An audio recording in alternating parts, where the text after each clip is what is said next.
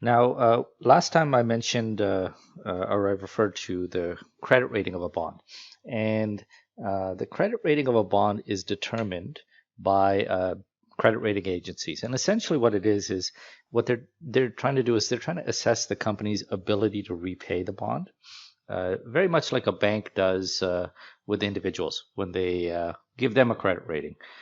So, your credit score could be good or bad depending on your history of payment. And rating agencies will attempt to do that for corporations. Okay, and there's several rating agencies out there. Some of the more common ones in the U.S. are Moody's and Standard and Poor's. They each have their own sort of nomenclature of how they evaluate and rate the report card grades they give. And we'll go through an example of the ratings that S&P, Standard & Poor's, gives to companies. So the very top rating that anyone can get is a AAA.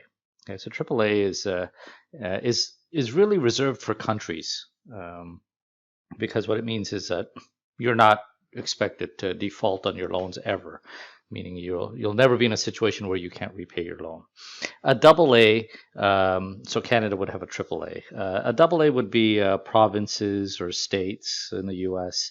So again, an extremely solid rate. Rare that companies will ever get into a triple A. Microsoft is an example of a triple A. There used to be several, but they've really clamped down, and there's only a couple left. Double A, you do have very large companies that get double A ratings.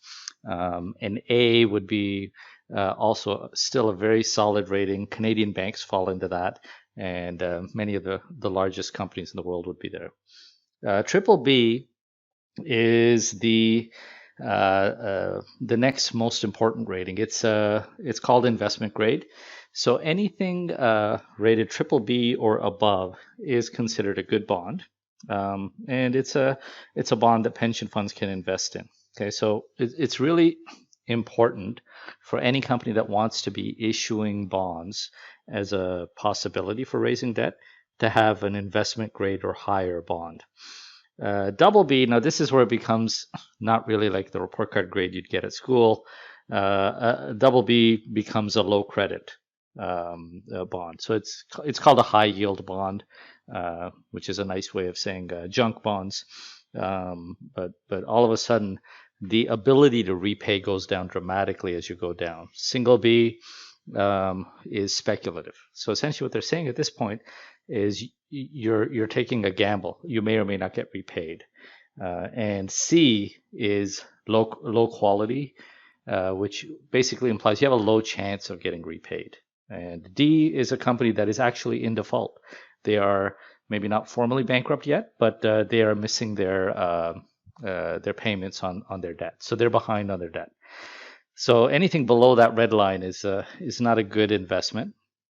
And just like with individuals, the higher your credit rating, the more favorable you are in terms of being able to raise debt, and the lower the interest rate you'll pay. So a AAA would pay the lowest interest rate, and as you work your way down under investment grade, the interest rate continues to increase. And that's just because that's what's needed to offset the risk. And again, the reason I alluded to that, why triple B was so important, is pension funds are not allowed to invest in bonds below triple B. So if they hold a bond that's triple B and it gets downgraded, they would be forced to sell it. And that would cause the price of the bond, that particular bond, to fall dramatically. So companies never want to fall below that rating. Now, credit rating agencies, here's a conflict that arises. They are paid by the company that's evaluating, or that they're evaluating. So on the one hand, they have to do an analysis based on their unbiased recommendation, but you're also being paid by this company. So if the company is doing great, it's simple. You give them a good rating, but what if they're not? What if they need to be downgraded? Then you run the risk of possibly losing a client, and that can cloud your judgment. And this is where 2008, the financial crisis, this came to light, that a lot of credit rating agencies had raised or not downgraded companies that should have been downgraded much earlier. And the conflict obviously is because they're getting paid a pretty large fee by the company that they're evaluating.